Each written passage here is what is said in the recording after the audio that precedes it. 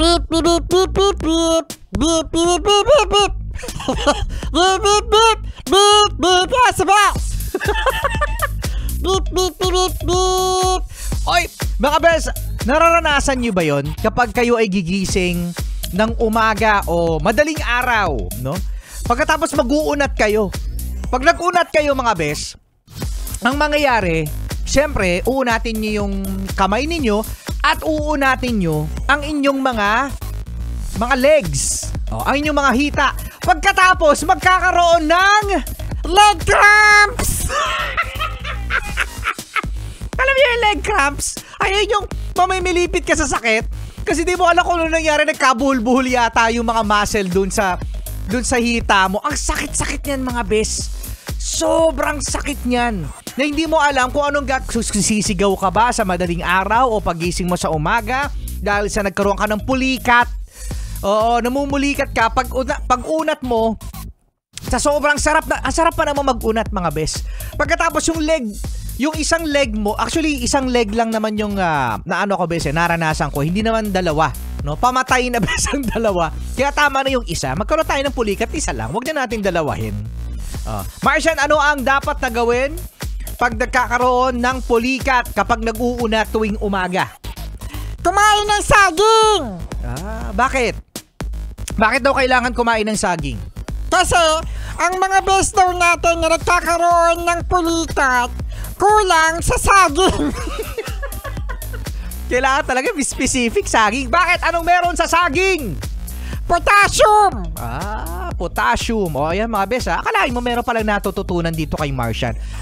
Potassium ang kulang sa taong laging pinupulikat. Kaya para hindi nyo na maranasan yung mga bes, anong gagawin? Huwag na kayo mag-unat.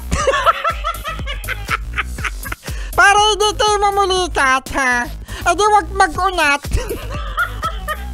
Dahil kulang kayo sa potassium, hindi kayo kumakain ng saging, hindi kayo mapupulikat.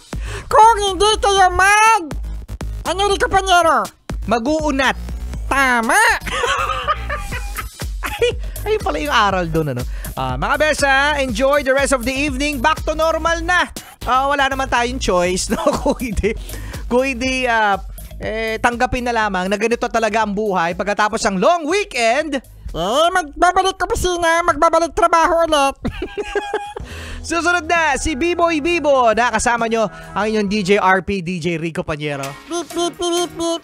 At natachat ang favorite yung Alien Martian. Kaya kayo pinipulikat? Kasi cellphone kayo ng cellphone.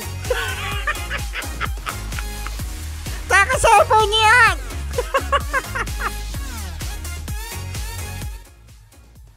Kaya pala eh. Diyos mo na din yung milk tea mo. Sip-sip ka na doon. Sumip-sip ka na ng sago. Ando na sa labas. Sumip-sip na ba si... Ayaw pa inumin ni Martian eh. Parang matabang Kuya Juice weighing 75%. Ewan ko lang natatabangan ako. Ay. Oo, tama. 75% lang yun. Anyway, mas healthy, no? Mas healthy. Matamis yung pearl. Pero yung...